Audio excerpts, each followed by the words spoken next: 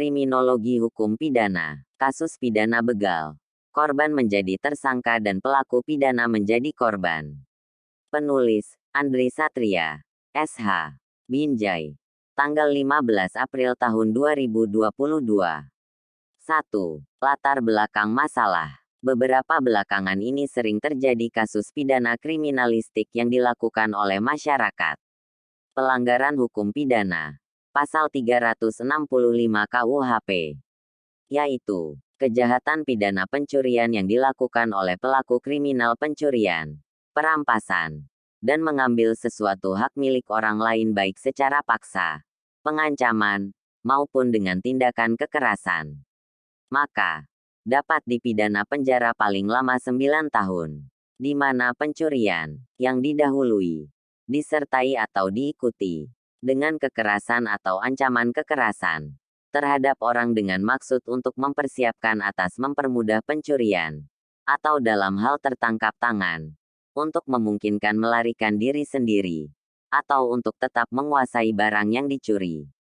Secara khusus pasal 365 KUHP memberikan batasan pendekatan atas begal dari pencurian, karena pada pembegalan sebelum mengambil harta orang lain, begal memberikan kekerasan atau ancaman kekerasan terhadap orang dengan maksud mempermudah atau mempersiapkan pencurian itu.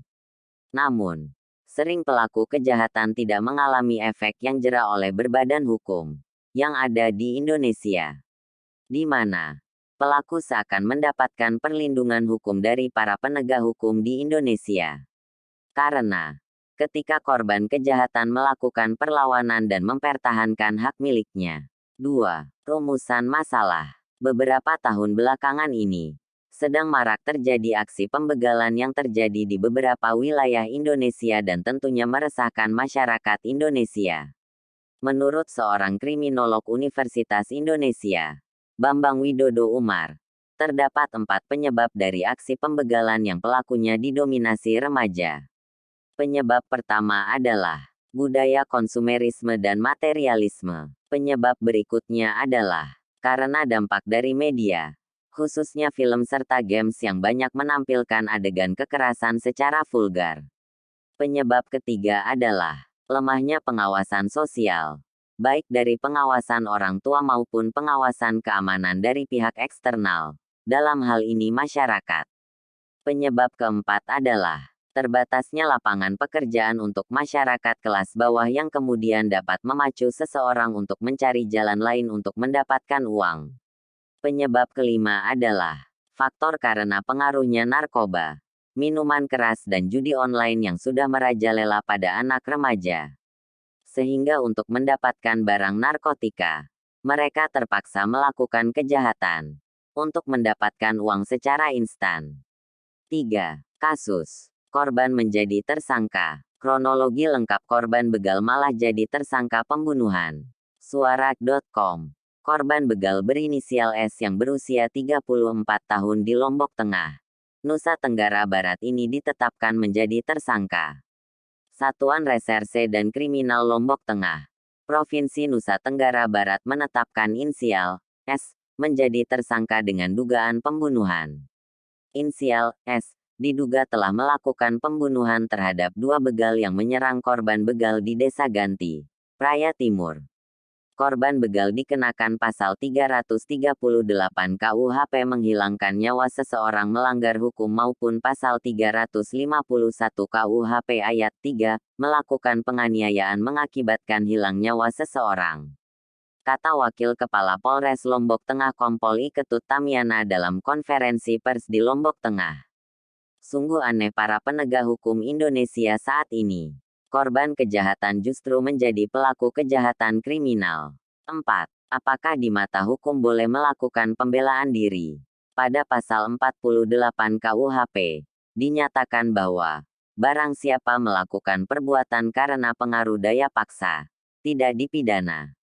Petik 2. Pada keadaan ini, pelaku tindak pidana tidak dapat berbuat hal lain selain tindakan yang dipaksakan kepadanya. Artinya, pelaku tindak pidana tersebut melakukan sesuatu yang tidak dapat dihindari. Maka ini disebut daya paksa yaitu overmah. Overma adalah keadaan kahar, yaitu suatu kejadian yang terjadi di luar kemampuan manusia dan tidak dapat dihindarkan sehingga suatu kegiatan tidak dapat dilaksanakan atau tidak dapat dilaksanakan sebagaimana mestinya. Konsep overma atau yang sering disebut sebagai daya paksa merupakan konsep yang sudah umum dalam hukum pidana Indonesia. Hal ini tampak pada Kitab Undang-Undang Hukum Pidana (KUHP) yang sudah mencantumkan hal tersebut di dalamnya. Pada pasal 48 KUHP, dinyatakan bahwa barang siapa melakukan perbuatan karena pengaruh daya paksa, tidak dipidana. Dalam pasal 48 KUHP tersebut diatur mengenai daya paksa yang merujuk pada konsep daya paksa dalam hukum pidana. Memori Van Tuliting menyatakan bahwa daya paksa merupakan suatu kekuatan, dorongan, ataupun paksaan yang tidak dapat ditahan atau dilawan. Jika melihat pada rumusan dari pasal 48 KUHP tersebut, maka dapat dipahami bahwa daya paksa menjadi salah satu alasan dalam hal penghapusan pidana. Akan tetapi, tidak serta-merta daya paksa dapat menjadi alasan penghapus pidana. Hal ini dikarenakan terdapat batasan-batasan yang sekiranya harus dipenuhi agar suatu daya paksa dapat dianggap sebagai alasan penghapus pidana. Adapun daya paksa yang dapat diterima sebagai alasan penghapus pidana adalah daya paksa yang berasal dari kekuatan yang lebih besar, yaitu kekuasaan yang pada umumnya tidak dapat dilawan. Berkaitan dengan kekuatan yang lebih besar tersebut, maka daya paksa dibagi menjadi tiga bagian, yaitu A. Paksaan mutlak. Pada keadaan ini, pelaku tindak pidana tidak dapat berbuat hal lain selain tindakan yang dipaksakan kepadanya. Artinya, pelaku tindak pidana tersebut melakukan sesuatu yang tidak dapat dihindari. Menurut Andi Hamzah, daya paksa mutlak atau yang bisa disebut juga sebagai vis absoluta, bukanlah daya paksa sesungguhnya. Hal ini tentu masuk akal karena dengan adanya paksaan mutlak, sesungguhnya orang tersebut tidak melakukan tindak pidana. Oleh karena itu, jika dalam suatu tindak pidana terdapat unsur paksaan mutlak, maka pasal 48 KUHP ini tidak perlu diterapkan. Contohnya adalah orang yang melakukan tindak pidana, tetapi ia sebagai alat. B. Paksaan relatif. Dalam paksaan yang sifatnya relatif, dapat dipahami bahwa seseorang mendapat pengaruh yang tidak mutlak. Akan tetapi meskipun orang tersebut dapat melakukan tindakan lain, ia tidak bisa diharapkan untuk melakukan tindakan lain dalam menghadapi keadaan serupa. Artinya, orang tersebut masih memiliki kesempatan untuk memilih tindakan apa yang akan dilakukannya meskipun pilihannya cukup banyak dipengaruhi oleh pemaksa. Oleh karena itu, tampak adanya perbedaan dengan paksaan mutlak. Pada paksaan mutlak, segala sesuatunya dilakukan oleh orang yang memaksa. Sedangkan pada paksaan relatif, perbuatan masih dilakukan oleh orang yang dipaksa berdasarkan pilihan yang ia buat. C. Keadaan darurat. Keadaan darurat seringkali disebut juga sebagai not to stand. Keadaan darurat berkembang berdasarkan putusan Hogerat pada tanggal 15 Oktober tahun 1923 yang dinamakan sebagai Optician Arrest. Berdasarkan putusan tersebut, Hogerat membagi keadaan darurat menjadi 3 kemungkinan, yaitu adanya benturan antara kepentingan hukum, benturan antara kepentingan perlindungan hukum dan kewajiban hukum, serta benturan antara dua kewajiban hukum.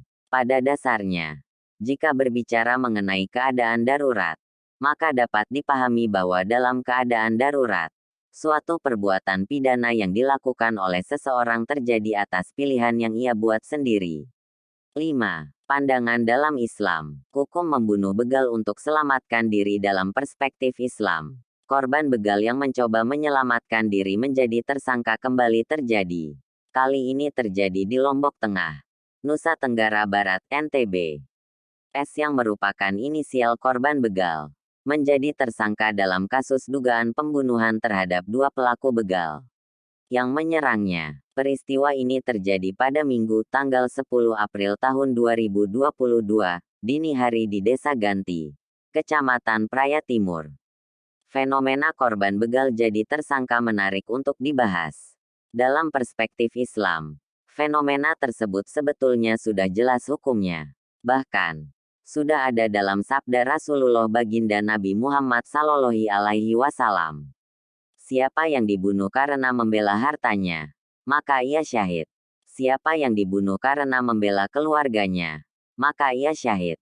Siapa yang dibunuh karena membela darahnya atau membela agamanya, ia syahid. Demikian bunyi hadis yang diriwayatkan Abu Daud dan An-Nasai.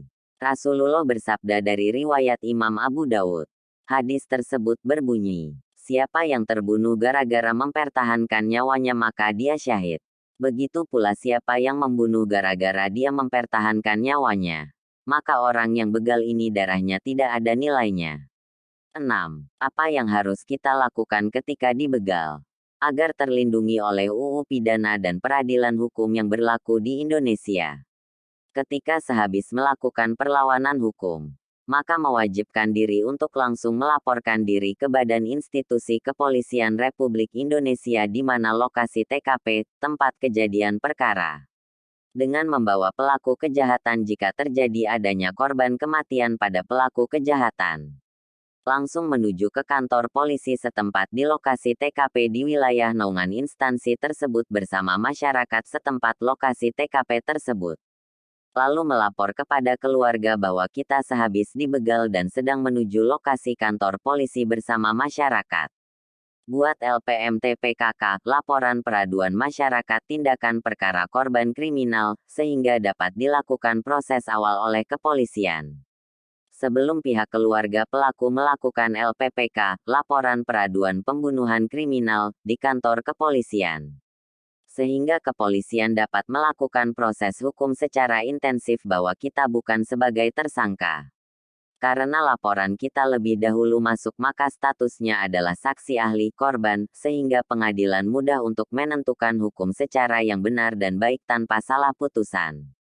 Cukup sekian ilmu yang bisa saya bagikan. Semoga bermanfaat dan menambah pengetahuan kita dalam seputar ilmu hukum. Daftar pustaka, artikel berita elektronik, Arjawinangun, Komarudin Bagja. Ini 4 faktor penyebab maraknya begal motor Jabodetabek. Sindo News. Diakses pada tanggal 9 Juni tahun 2017. Berita 1. Psikolog duga pembegalan hanya aksi kriminal perantara. Diakses pada tanggal 9 Juni tahun 2017. Kitab Undang-Undang Hukum Pidana, Wetboek van Strafrecht, Stadsblad nomor 732 tahun 1915. Referensi, Anandito Utomo. Tentang Overmah dan Hukum Pidana sebagai Ultimum Remedium. Diakses pada tanggal 22 Februari tahun 2021. Budayawan Tahir. Pertanggungjawaban pidana menurut hukum pidana tentang daya paksa Overmah, Spirit Pro Patria. Volume 4 nomor 2. September tahun 2018. Halaman 117. Sofia Hasanah. Perbedaan Overmah dan Not to Stand. Diakses pada tanggal 22 Februari tahun 2021. Trijata Ayu Pramesti. Daya paksa dan pembelaan terpaksa sebagai alasan penghapusan pidana. Diakses pada tanggal 23 Februari tahun 2021. Narasumber ilmu, Peter Jeremia Setiawan, SH, MH, dosen Laboratorium Hukum Pidana Fakultas Hukum Universitas Surabaya. Sekian terima kasih. Semoga bermanfaat.